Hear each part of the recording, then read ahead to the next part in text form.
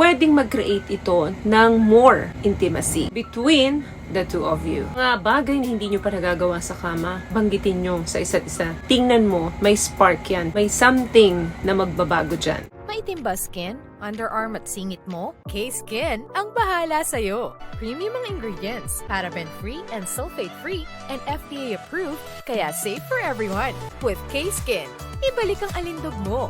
Huwag nang magpahuli.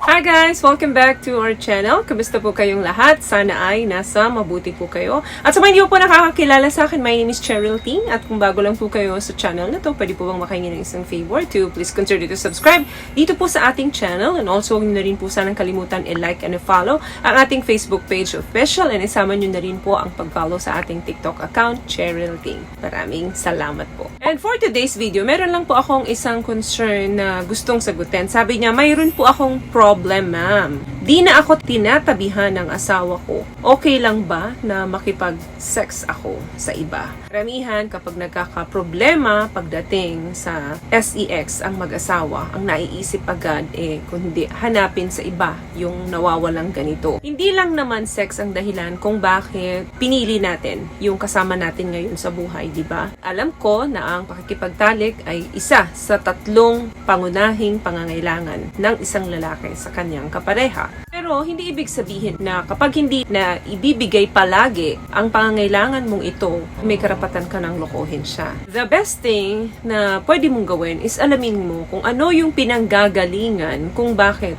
ayaw nang makipagtabi sa'yo nung misis mo. Ito yung oras na dapat open yung communication ninyo. Kung meron kayong mga kaibigan na pinagkakatiwalaan at sa tingin nyo marunong magsalita, kausapin nyo. Magpatulang kayo sa isang marriage counselor. At kung wala naman, ito yung mga bagay na dapat ninyong gawin immediately. Bukod sa dapat ninyong pag-usapan kung ano yung problemang nangyayari sa inyo, dapat pag-usapan nyo rin yung mga sexual fantasies nyo. Subukan yung maging open and vulnerable na pag-usapan ito. Mag-asawa kayo, kaya dapat safe and comfortable kayo na pag-usapan ito. Pag-usapan nyo yung mga bagay na hindi nyo pa nagagawa. Yung mga unexplored sexual fantasies, kahit na minsan hindi nyo dinedesire, importante na matapik nyo ito. That way, pwedeng mag-create ito ng more intimacy between the two of you. Mga bagay na hindi nyo pa nagagawa sa kama, banggitin nyo sa isa't isa. Tingnan mo, may spark yan. May something na magbabago dyan. Huwag kayong mahiya na mag-usap tungkol dito. Number 2,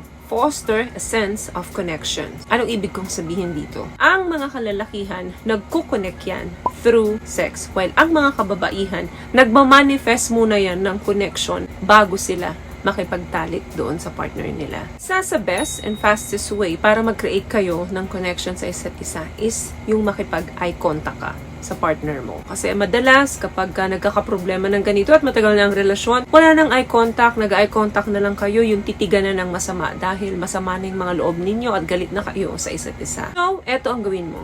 Umupo kayo, face-to-face at mag-usap kayo. Make sure na kapag may gusto kang sabihin at sincere na gusto mong iparating sa kanya, tumingin ka sa mga mata niya. Ang mga mata natin, may direct links yan sa nervous system natin. So, through mutual eye contact, makakapag-create tayo ng deeply connected in real time with another person. Sabihin mo sa kanya yung mga high and low points ng araw mo. Kailangan gawin nyo yan ng madalas, at least 10 to 15 minutes lang. Bibigyan nyo ng attention ang mga gawain na to para ma-rekindle yung good vibes sa inyo. Nahabol mo sa partner mong babae ang sex, pero hindi mo to makukuha ng agad-agad. Kailangan i-manifest mo yung sense of connection para ibigay niya sa'yo yung gusto mo. Nagigets niyo po ba yung point ko? What I love about this product, itong No More Dark Secret ng K-Skin, bukod sa may advanced whitening na siya na kung saan pwede niyang matulungan na pumuti yung mga singit-singit mo, moisturizing, meron siyang anti-irritation, antibacterial, maintain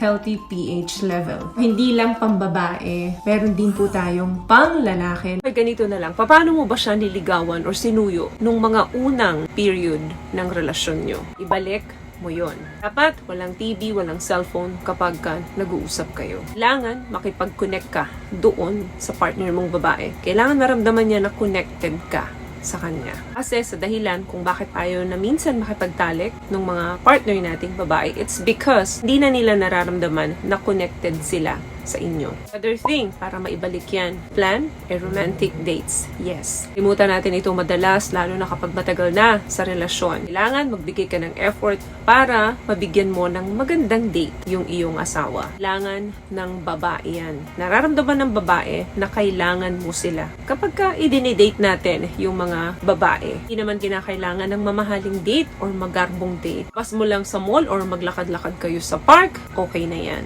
That way, naipaparamdam mo sa kanya that you care. You paying attention to her needs. Yung mga ganitong energy, yan yung mga essential na kailangan to keep passion alive. Babae, kapag pinapakitaan mo ng care, attention, affection, magre-release yan ng maraming happiness. That way, makukuha mo yung gusto mo sa kanya. Hindi mo kinakailangan mong babae or makipag-sex sa iba. Last one, baka may mga underlying condition siya, mental health issue or medical issue. Possible na mababa ang sex drive ng babae because meron siyang mga iniindang sakit sa katawan. Baka iyon yung mga nakakaapekto kung bakit minsan nawawalan siya ng gana makipagtalik sa inyo. Kinakailangan na i-address mo ito. Tulungan mo siya na bumalik yung dating sigla niya. Minsan kasi sa dami ng ginagawa at inaalala sa buhay, mga stress, isa yan sa dahilan kung bakit nawawalan ng gana ang babae na makipagtalik. Kailangan na i-address mo to at pagtulungan nyo, wag mo siyang hayaan na solohin niya ang problemang ito kung sakaling meron. Lagi siyang pagod sa mga gawaing bahay,